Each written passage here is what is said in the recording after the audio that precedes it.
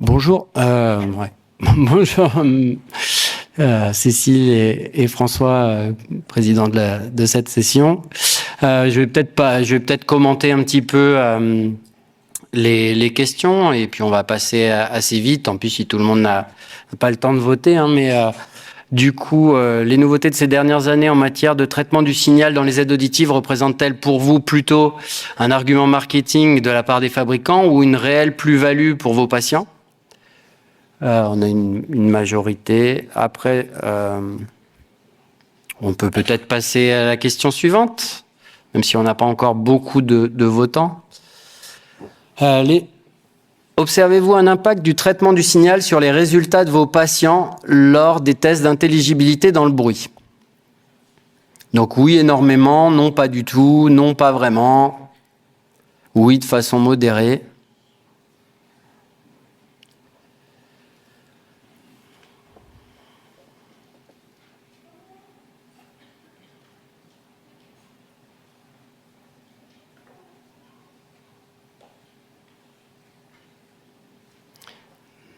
Donc on est plutôt sur un oui de façon modérée, avec 70% des réponses. Très bien, merci. Question suivante. Observez-vous un impact du traitement du signal sur la satisfaction de vos patients? Oui, énormément. Oui, de façon modérée. Non, pas vraiment. Pas du tout.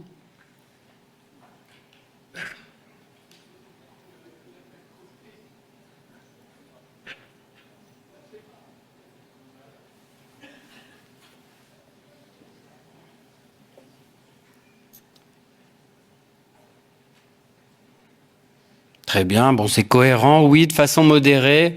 Un impact sur la satisfaction des patients. On peut passer à la slide suivante sur ce sondage. Dans votre pratique, vous avez ressenti les évolutions en termes de traitement de signal dans les aides auditives plutôt lors des tests d'intelligibilité dans le bruit, lors des questionnaires de satisfaction ou lors de discussions avec vos patients? C'est plutôt un sondage pour voir un petit peu quel est votre ressenti. On a quand même pour l'instant une majorité de personnes qui trouvent on constate une avancée positive pour nos patients sur le traitement du signal, plutôt lors de discussions avec le patient. En général,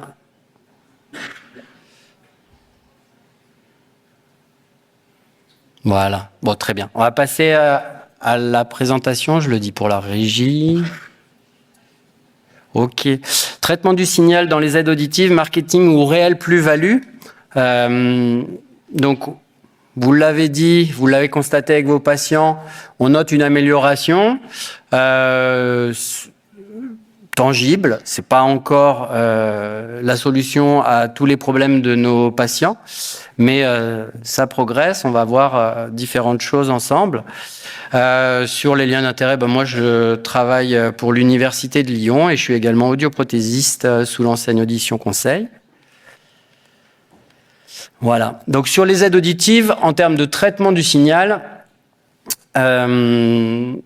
on est passé à la génération de l'IA, du deep learning. Ça fait des années que les fabricants travaillent en utilisant l'intelligence artificielle. Les grosses nouveautés de ces dernières années, c'est, comme avec ChatGPT ou autre, c'est qu'on commence à vraiment fournir beaucoup d'informations et avoir à disposition beaucoup d'informations et que du coup, avec du machine learning puis du deep learning, eh bien, on arrive du coup maintenant à des résultats qui sont bluffants dans tout un tas de domaines. Donc dans les aides auditives, pour les aides auditives, après Eric Bavu en parlera plus en détail dans la session d'après, mais pour les aides auditives, eh bien ça fonctionne, ça commence par tout d'abord des enregistrements à 360 degrés sur plusieurs millions de scènes sonores. On est entre 12 et 22 millions de scènes sonores analysées pour entraîner les réseaux de neurones profonds chez les fabricants d'aides auditives. Alors ces enregistrements sonores, ils se font avec des microphones qu'on appelle ambisoniques. Hein. C'est un faisceau enfin plutôt un réseau de microphones de forme sphérique qui va du coup capter toute la scène sonore en 3 dimensions à 360 degrés. Donc voilà un terme dont on entend de plus en plus parler et dont vous allez entendre de plus en plus parler. Ce format audio spatial à 360 degrés ambisonique. Ambisonic beamforming. Beamforming, hein, c'est le faisceau directionnel. Donc, on avait l'habitude des aides auditives avec de la directivité, au départ avec 2 microphones, puis après, on avait la binauralité, donc on construisait un faisceau directionnel à partir de 4 microphones omnidirectionnels sur les aides auditives, et on n'a toujours que 4 microphones. Hein. Après, il y aura peut-être des choses avec des microphones plus écartés sur des lunettes, par exemple, des choses comme ça dans le futur. Mais maintenant, grâce à la montée en puissance des puces et de la rapidité de calcul, eh bien, on arrive à faire un beamforming ambisonique. Alors, voilà un petit peu les choses, voilà un petit peu ce qu'on en est. C'est vrai qu'avec l'intelligence artificielle, on est sur des concepts qui sont de plus en plus, flous et assez contre-intuitifs. Puisque c'est le réseau de neurones profonds qui va essayer d'extraire la voix, de reconnaître la situation sonore, de déterminer quels sont les paramètres qui vont être les plus intéressants et mettre des pondérations suivant toutes les sources sonores. Et donc du coup, on a quelque chose en termes de traitement de signal qui est parfois un petit peu difficile à percevoir et à comprendre. Donc nous, en tant qu'audioprothésistes, comment est-ce qu'on peut savoir objectivement, plus qu'une simple discussion avec nos patients, savoir un petit peu ce qui se passe dans les aides auditives et savoir quel traitement du signal va être intéressant pour tel patient, ou alors quel niveau de réglage des débruiteurs ou de la directivité adaptative, etc. Quels sont les niveaux que on peut obtenir avec ces algorithmes-là, et qu'est-ce qui va être le plus adapté à nos patients. Alors, les systèmes les plus anciens, avec les chaînes de mesure, que ce soit la Verifit ou la HIT de Natus ou d'autres chaînes de mesure, pour mesurer les réducteurs de bruit, on peut également le faire en mesure in vivo. Ce système-là de mesure de réduction de bruit, il va faire un enregistrement pendant 2 secondes, et puis ensuite, ça va figer une première courbe, qui sera notre courbe de réponse de l'aide auditive, et ensuite, après quelques secondes, on va voir que il y a une deuxième courbe qui diminue et qui va nous donner en fait le niveau de la réponse de l'aide auditive avec les réducteurs de bruit actifs. Et voici un exemple qu'on a mesuré là cette année de ce qu'on peut obtenir avec la Verifit, une atténuation de 7 dB sur une aide auditive. Sur la directivité, on peut faire la même chose. Le système de la Verifit envoie de la parole, plus du bruit ou pas sur le haut-parleur avant, et puis ensuite envoie du bruit sur les haut-parleurs plutôt sur les côtés dans cette chaîne de mesure, avec des coupures. Donc il place l'appareil en mode directionnel, et ensuite, avec une coupure très brève, il envoie un tone burst. La chaîne de mesure envoie un tone burst sur le haut-parleur avant, puis sur le haut-parleur arrière, et du coup peut mesurer la directivité. Et là, on peut avoir des directivités qui sont énormes, de l'ordre de plus de 20 dB, en tout cas quand on mesure sur ces chaînes de mesure. Alors, c'est intéressant, mais la réduction du bruit ou la directivité, nous, ce qui nous intéresse, c'est la compréhension de la parole lorsqu'il y a du bruit en même temps. Et c'est vrai que on en avait parlé depuis longtemps. On a parlé de la méthode Hagerman, qui est une méthode par opposition de phase. Donc, le principe, c'est de faire un enregistrement avec la parole et le bruit envoyés de façon simultanée, et ensuite de reproduire cet enregistrement. Simplement, on va mettre le bruit en opposition de phase, et du coup, quand on va sommer la parole et le bruit avec la parole et le bruit en opposition de phase. On va pouvoir récupérer en sortie d'appareil 2 fois le signal de parole. Et on va faire la même chose pour récupérer le bruit.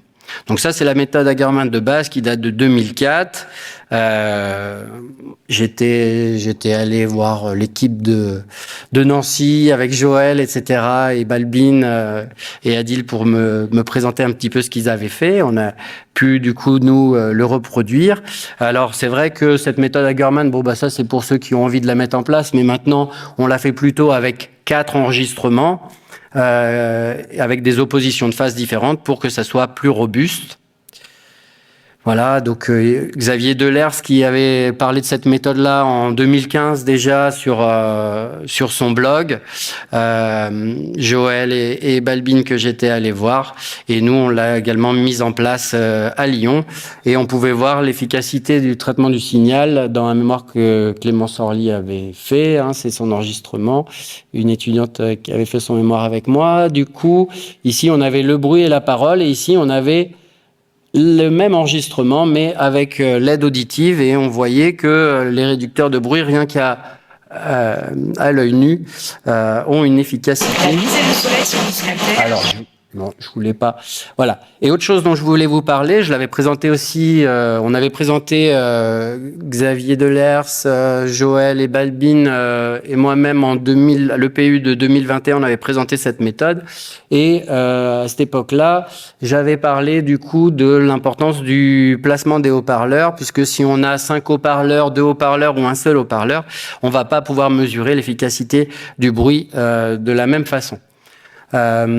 Cécile, comme le chrono avait commencé, ok.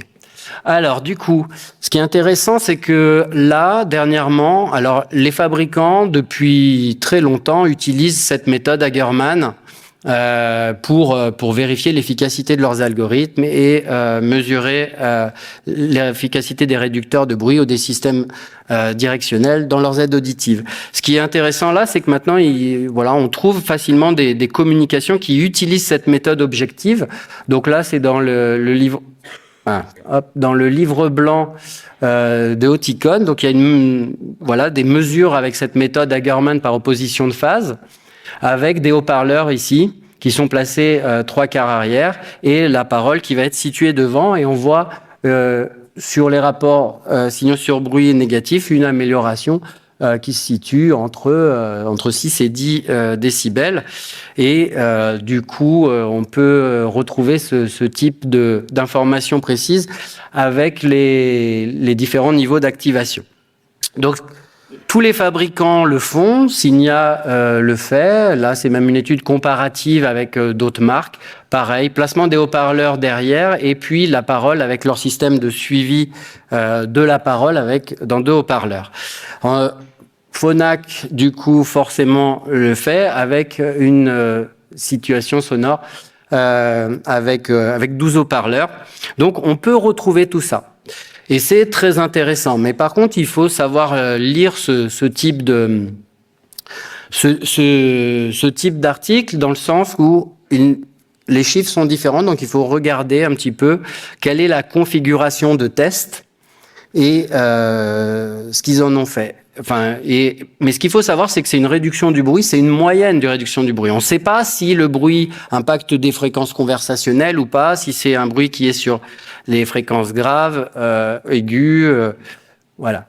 Et du coup, pour connaître la qualité un petit peu, eh bien, on peut utiliser des méthodes comme l'indice ASPI ou le S2I pour essayer de prédire un petit peu l'intelligibilité qu'on va gagner avec ces réducteurs de bruit. Donc là, on a quelque chose de plus qualitatif. Et ce qu'on a fait également, nous, à Lyon, avec le mémoire d'Inès, qui était vraiment un gros travail, on a fait des enregistrements en conditions réelles, en voiture, au restaurant universitaire, et dans le vent, etc. Et là, on a du coup des sonagrammes différentiels. Donc ce qu'on a en vert, c'est ce qui est en plus. Par exemple, là, on comparait un appareil classe 1, classe 2. Ce qui est en vert, c'est ce qu'on a eu en plus sur le sonagramme. Ce qui est en rouge, c'est ce que on a eu en moins, par exemple, grâce à l'appareil de classe 2 et à ses débruiteurs. Donc, on peut voir ici David, il faudrait conclure. J'ai fini, ouais, je vais conclure. Ici, au restaurant universitaire, on peut voir l'efficacité des réducteurs de bruit. Ici, pareil, tout ce qui est en rouge, c'est ce qui est en moins lorsque le réducteur de bruit impulsionnel est activé. Et on peut, du coup, comme ça, visualiser et avoir quelque chose de plus qualitatif que simplement avec la méthode Hagerman. Là, par exemple, sur le bruit de vent, on voit que ça impacte principalement les fréquences graves qui sont retirées avec l'algorithme de bruit anti-vent. Donc, en résumé, avec les réseaux de neurones profonds, il devient difficile de décrire ce que font réellement les appareils, et même les ingénieurs qui travaillent chez les fabricants, voilà, pour eux, c'est parfois difficile d'expliquer ce que font réellement les appareils. Plusieurs méthodes pour mesurer l'efficacité des appareils. On peut être content que les fabricants communiquent sur ce type de méthode. La méthode Hagerman est utilisée par de plus en plus. Elle a sa limite aussi, c'est-à-dire que c'est une réduction du bruit, c'est un RSB en sortie d'appareil moyen, mais au niveau qualitatif, est-ce qu'il y a une dégradation du signal de parole? Est-ce que cette réduction du bruit, elle vient elle impacte les fréquences prépondérantes pour l'intelligibilité ou pas? Donc, et puis, dans ces lectures d'articles et dans ce que les fabricants vous présentent, faites très attention aux conditions de passation des tests et au réglage des aides auditives, parce que dans les différentes, entre Oticon, Phonak ou Signia, par exemple, ce ne sont pas les mêmes réglages dans les aides auditives. Certains utilisent le réglage préconisé par le fabricant, donc c'est sûr qu'entre un réglage préconisé réglage fabricant Phonak ou Signia, il y a des différences. D'autres mettent le même réglage, d'autres utilisent les réglages automatiques, d'autres poussent au maximum les algorithmes. Donc tout ça, il faut le lire dans l'article. Voilà, je vous remercie. Merci David.